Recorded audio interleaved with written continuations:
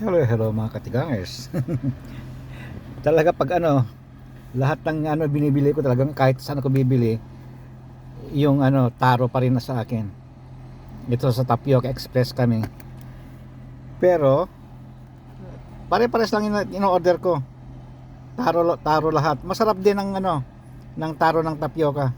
At saka yung 85 degrees ang magkalasa. Talagang lasa lang, lasang lasa mo. Kasi pumunta kami dito, tinatamad akong magluto, kaya bumili kami ng combination na ayun, yung combination ng dalawang order yung kinuha ko. Rice, tapos ang ulam niya pampano at saka adobong baboy. Yung isa naman pansit, ang ulam niya ay barbecue at saka pork belly. Dalawang yung binili namin kasi tinatamad na akong magluto. Bumili rin ako ng doon, yung nasa baba, yung tilapia na fresh. Kaya hindi ko naman iluluto yan. Kasi kaninang umaga pumunta ako sa KFC. Kasi kagabi bumili ako ng 8 pieces na chicken at saka dalawang small gravy. Ngayon, ang binigay sa akin iba. Drive-thru yun. Ewan ko kung paano, siguro iba yung napulot tong Ang binigay sa akin, 4 pieces chicken plus mac and cheese at saka biscuit. Kaya nung 9:30 ng kagabi, nung kakain ng anak ko, sabi ko, ay iba naman. Tumawag ako ngayon sa KFC.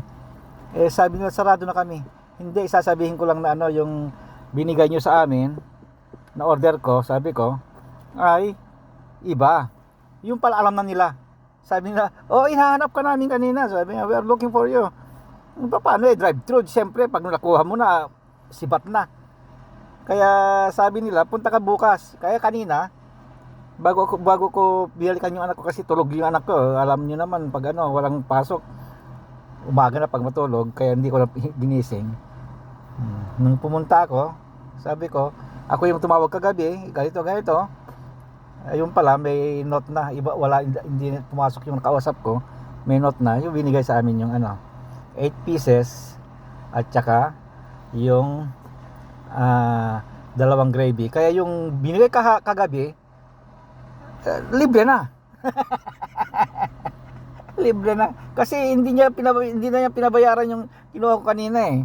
Kaya lang, yung anak ko naman, yung asawa ko naman kasi, yun ang combination naman kasi ang gusto niya. Yung anak ko, yung chicken, yung sa kanya. Ako naman, iba ang pagkain ko, sinigang na bangos, yung doon. Pero may isda yun eh. Mag-uulam din ako ng isda siguro kasi may pampano yun na inihaw eh. Okay, yun lang. Inaano ko yung anak ko kung pupunta pa kami sa mall o hindi na. Kasi bukas may pasok na ako eh. Yun lang. yun lang. Okay. Dito kami sa Island Pacific, ayan. Filipino store yan. Nasa gilid kami. Maraming tao. Kaya Okay. Bye-bye na. Bye-bye.